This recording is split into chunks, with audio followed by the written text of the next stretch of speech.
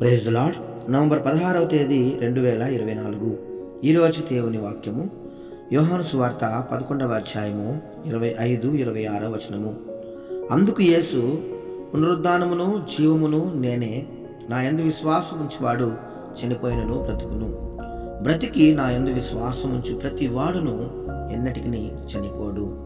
అవును క్రీస్తునందు ప్రియమైన వారులారా, రాజులకు రాజు అయినటువంటి క్రీస్తు దీనుడై తనను తాను తగ్గించుకొని ఈ లోకమునకు వచ్చెను. ఆ క్రీస్తు పశువుల శాలలో పుట్టెను. ఆయనను పరుండబెట్టుటకు స్థలము లేనందున పశువులకు ఆహారము పెట్టే మేత తొట్టిలో ఆయనను పరుండబెట్టెను.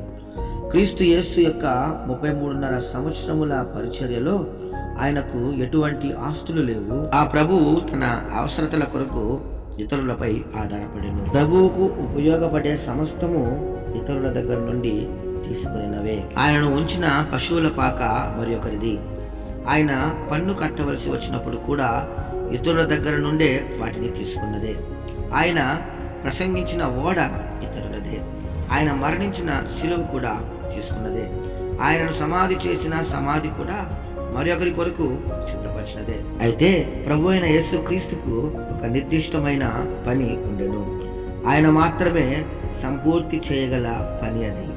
అదే మనుష్య కుమారుడు ఈ లోకమునకు వచ్చిన కార్యం.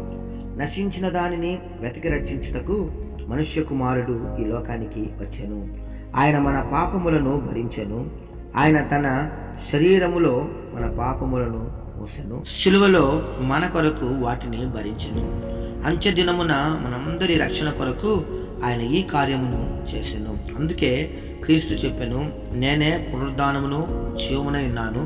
నా యందు విశ్వాసముంచువాడు చనిపోయినను బ్రతుకును, బ్రతికి నా యందు విశ్వాసముంచు ప్రతి వాడును ఎన్నటికి చనిపోడు అని. ఆయన తన ప్రాణమును విమోచన క్రయధనముగా దారపోసెను, త్యాగము చేసెను.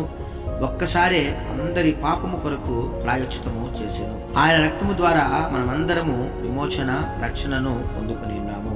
ఈ వాక్యం వింటున్నటువంటి నా ప్రియ సహోదరి సహోదరులారా, జీవప్రదాత అయినటువంటి క్రీస్తును విశ్వసించి నీ పాపములను, పాత రోత జీవితమును విడచి ఆయనకి నీ యొక్క హృదయమును ఇచ్చిన ఎడల ఆ యొక్క రక్షణను నీవును పొందుకునేదవు. ఆమేన్. క్రీస్తు పరిచర్యలో మీ సహోదరుడు. God bless you all.